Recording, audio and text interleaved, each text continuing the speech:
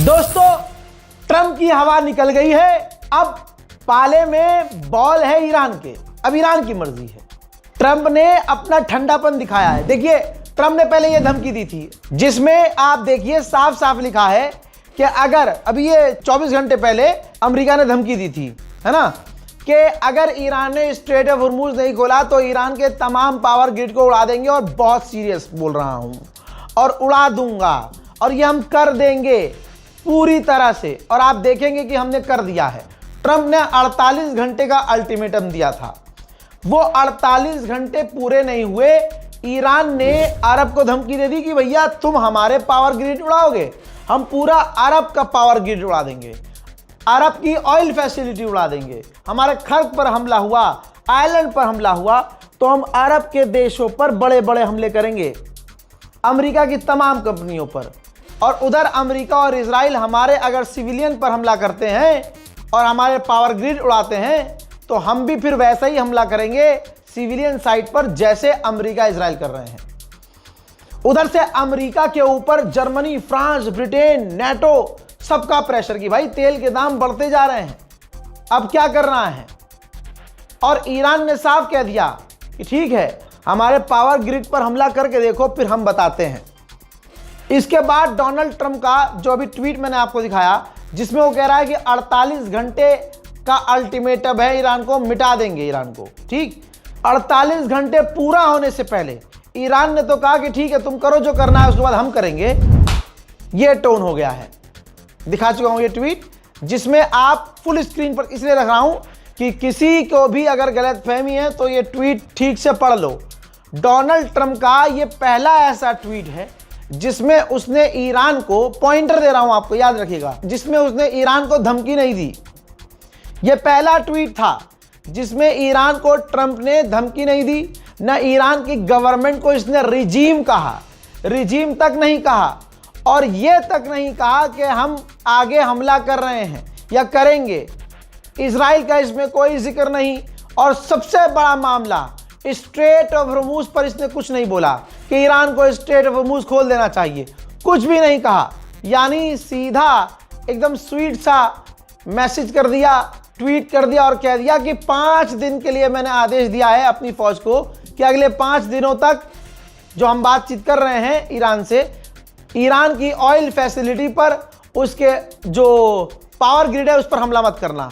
यानी आप देखिए 24 घंटे पहले क्या धमकी दी थी कि 48 घंटे में ईरान को उड़ा देंगे पूरी तरह से, और अभी उसके खुद के दिए हुए घंटे पूरे नहीं हुए कि इसका घंटा खुद हिल गया, और इसने खुद ही कह दिया कि हमने मना कर दिया कि ईरान की पावर ग्रिड पर हमला मत करना। अब ये सीधी सीधी बात सबको आ गई है समझ में कि अमेरिका की ये इनडायरेक्ट हार है। ये जंग अमेरिका हार चुका है, ट्रंप हार चुका है। अब दोस्तों, ईरान की तरफ से कोई स्टेटमेंट नहीं आया कि भैया हम जंग खत्म कर रहे हैं, अमेरिका हार गया है, क्योंकि ईरान ने शुरू में ही कह दिया था कि शुरू तुम कर रहे हो, खत्म हम करेंगे। अब भाई ईरान हमारी मर्जी से थोड़ी ना खत्म करेगा, ये तो ईरान का लक्ष्य है। ईरान सोचेगा कि इसने ऐलान कर दिया कि खत्म, तो हम कैसे खत्म कर देंगे, हम तो अपनी शर्तें मनवाएंगे ना। तो कुल मिला के फिलहाल इनडायरेक्ट पूरी तरह से अमेरिका हार चुका है, अमेरिका की हवा निकल चुकी है, ट्रंप टेंशन में आ चुका है। ईरान ने ऑफिशियल स्टेटमेंट में यह कहा ट्रंप के झुकने के बाद कि अमेरिका पीछे हो गया है। जो हमने धमकी दी, हम पूरे वेस्ट एशिया पर हमला करेंगे, हम अरब की पावर ग्रिड को उड़ा देंगे और जवाबी कार्रवाई करेंगे, तो डोनाल्ड ट्रंप की हवा निकल गई है, अमेरिका पीछे हो गया है। और ईरान ने ऑफिशियली कहा कि हमारी अमेरिका से कोई बातचीत नहीं चल रही है। मना कर दिया ईरान ने कि भाई हम बात कर ही नहीं रहे हैं। तो सवाल यह है कि बात कर कौन रहा है। 12 घंटे पहले मैंने जो बताया था, लो सबूत, बात कर रहा है तुर्की। जी हां, तुर्की ही बीच में पड़ा हुआ है। तुर्की ईरान से बात कर रहा है, अमेरिका से बात कर रहा है, इजिप्ट से बात कर रहा है, इजिप्ट भी बीच में है। ये मैं 12 घंटे पहले बता चुका हूं। ईरान का ये बड़ा गेम है कि ईरान पब्लिकली आकर मानेगा नहीं कि हम बात कर रहे हैं। क्यों? क्योंकि ईरान को ना झुकना है और ना अमेरिका की शर्तें माननी है, बल्कि अमेरिका को ईरान की शर्त माननी पड़ेगी। तो ये गेम बड़ा है। और ईरान बड़े लेवल पर खेल रहा है। सबूत दे रहा हूं एक और, जिसमें अभी 3 दिन पहले ट्रंप ने कहा था हम ईरान से बात करना चाहते हैं लेकिन वहां बात करने के लिए कोई नहीं है। Their leaders are all gone. The next set of leaders are all gone. And the next set of leaders are mostly gone. And now nobody wants to be a leader over there anymore. We're having a hard time. We want to talk to them and there's nobody to talk to. We have nobody to talk to. And you know what? We like it that way. सुन लिया? तो ये बात, ये Iran की चालाकी है और इस चालाकी में ईरान के साथ हैं हम, कि ईरान अब कह रहा है कि नहीं हम बात नहीं कर रहे हैं। अब बौखलाएगा अमेरिका क्या, हम बात करना चाहते हैं, हम जंग बंद करना चाहते हैं लेकिन ईरान बात नहीं कर रहा है यार। अब आप सोचिए, अगर सीज फायर की और जंग बंदी की बात नहीं हो रही है तो ये ईरान ने क्यों बात की है तुर्की से? क्योंकि तुर्की ही मीडिएटर है, तुर्की ही मीडिएशन करवा रहा है। तो लीजिए, ईरान के विदेश मंत्री ने तुर्की के विदेश मंत्री से फोन पर बात की है। साथ ये भी जानकारी है कि ईरान के विदेश मंत्री से रशिया के भी विदेश मंत्री ने फोन पर बात की है। अब डोनाल्ड ट्रंप अपनी मीडिया से क्या कह रहा है, ये देखो। कह रहा है कि ईरान की रिजीम तो चेंज हो चुकी है, क्योंकि जितने भी ऑफिशियल थे सब बदले जा चुके हैं। आप देख रहे हो, अब कह रहा है कि मतलब हारी हुई जंग को ये जीती ही बता रहा है कि भैया हमारा जो गोल था पूरा हो गया, ईरान की रिजीम चेंज हो गई है। इसी वजह से तो ईरान खेल रहा है कि हम तो बात ही नहीं करेंगे जी। बातचीत तो चल रही है, ईरान थोड़ा सा खेल रहा है। जैसे ही डोनाल्ड ट्रंप ने वो ट्वीट किया कि ईरान पर हमला नहीं करेंगे, मैंने अपनी फौज को मना किया है, तो आप ये देख सकते हो पिछले 20 दिन से जो स्टॉक मार्केट लाल थी हरी हो गई है। यहां तक कि तेल के दाम 13% गिर गए।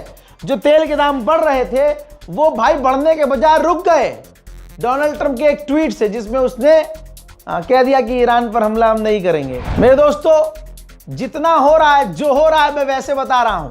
अब ईरान हमला बंद करे ना करे, ईरान ये जंग रोके ना रोके, उसके हाथ में है। लेकिन अमेरिका इजराइल पस्त हो चुके हैं।